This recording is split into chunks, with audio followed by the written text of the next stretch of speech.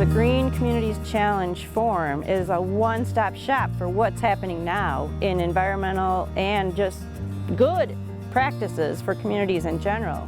It started with some discussions between the City of Dearborn and the City of Ann Arbor, and we got some grant dollars to get started on the effort. Partners came involved with us, including the Michigan Municipal League, with the Green Communities Challenge, and with the state of Michigan, specifically MDEQ, put some resources together through the P2 grant to help us keep this network going strong in our early days.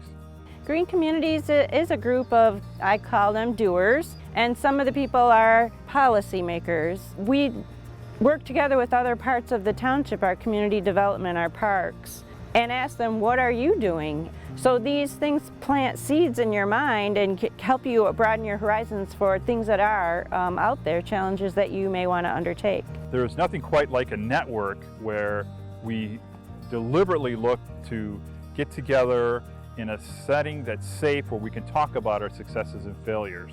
It's good to talk about your failures with each other and learn how you can do, when you come around the next time, you get it done right.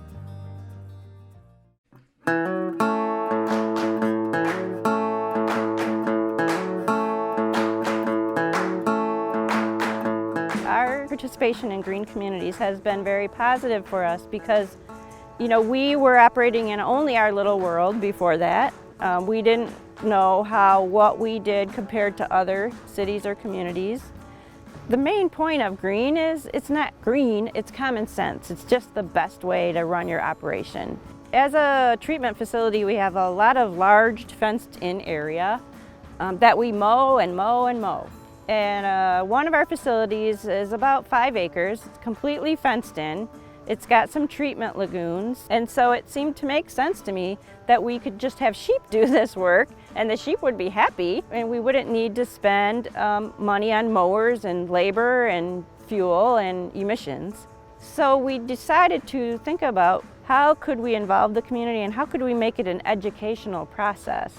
So we have a Scrappy program, and we go into the schools, there's a video, we show the kids, and we do education about what happens to your food if you give it to Scrappy. We have an anaerobic digestion system up there on the hill. It's fairly new. We built it in 2007, 2008. And so the kids, every day, whatever they don't eat, they put into the Scrappy container. So instead of just going to the landfill, it actually comes here to this facility where we can use it to make power and heat.